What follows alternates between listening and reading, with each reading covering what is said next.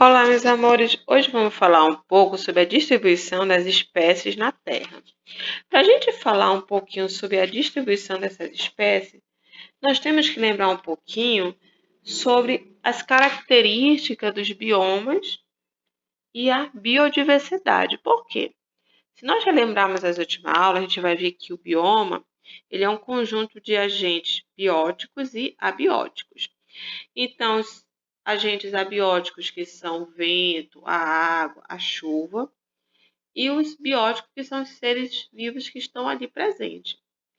Para mim identificar os seres vivos que estão ali presentes, esses seres vivos eles são adaptados àquela determinada região, ou seja, ao clima, à temperatura, à quantidade de chuva que tem disponível ali para eles. Então, ali vai caracterizar as espécies vegetais e as espécies de animais. Mas como é que ocorre essa distribuição por todo o planeta? Porque em alguma determinada do planeta eu vou ter aí, como nós vimos, por exemplo, em alguns biomas, que alguns biomas eles têm climas semelhantes, né? Temperaturas semelhantes. Então, por que que algumas determinadas espécies eu só vou encontrar em um determinado local do planeta e outros não, tá?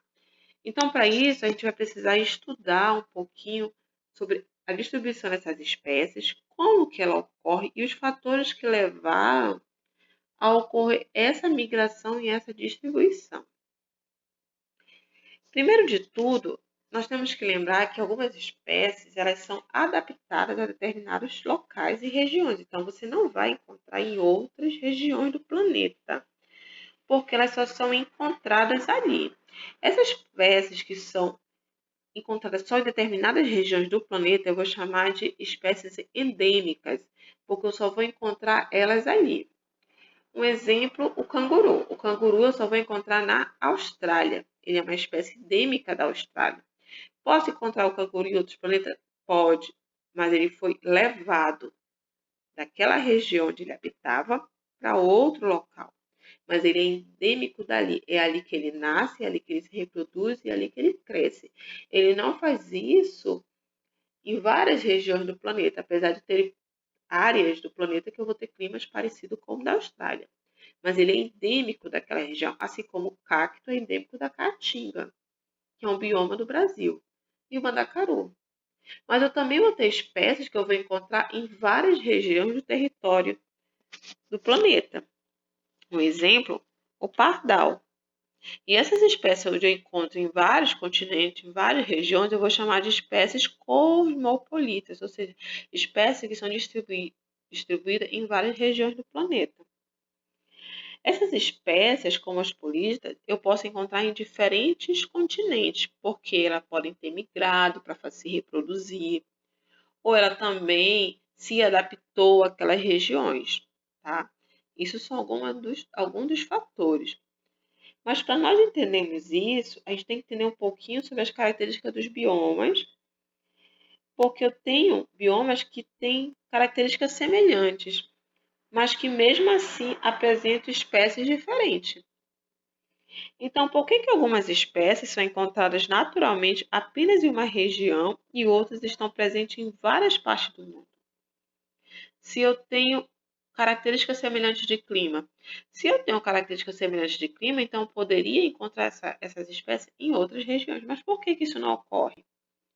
Por que que certas espécies que ocorrem em determinado lugar não aparecem em outros lugares, mesmo com semelhantes condições climáticas? Como é o caso do urso polar.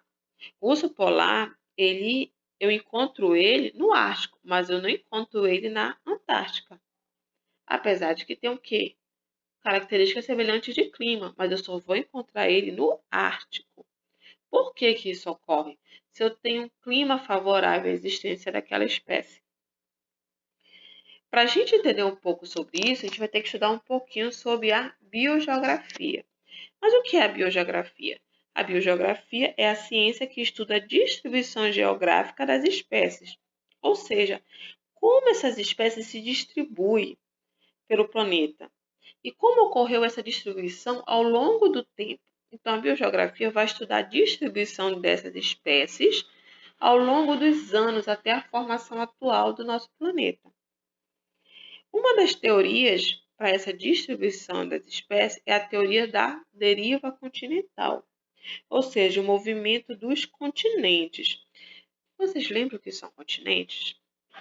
Os continentes são partes de grandes placas da crosta terrestre, que eu chamo de litosfera, que se apoiam sobre o manto e se movem muito lentamente. Tá? Vamos observar aqui essa imagem, onde eu tenho aqui, olha, o planeta Terra, e aqui eu tenho essa primeira porção de litosfera, que é o meu continente. Se nós observarmos aqui, ó, eu tenho uma única porção continental. Tá? Essa única porção continental, ela se chama de Pangeia, tá? E ocorreu há mais ou menos 250 milhões de anos atrás, porque logo no início da formação eu tinha uma única porção continental. Se eu tinha uma única porção continental, então em volta eu tinha um único oceano, e esse oceano se chamava de Pantalasa, tá? E aí o que ocorreu? Conforme os anos e o movimento das placas tectônicas que iam se movimentando e se fragmentando, mas isso levou anos para ocorrer. Eu tive a formação aqui, ó, de dois mais continentes, tá? Olha que ela vai começar a se fragmentar.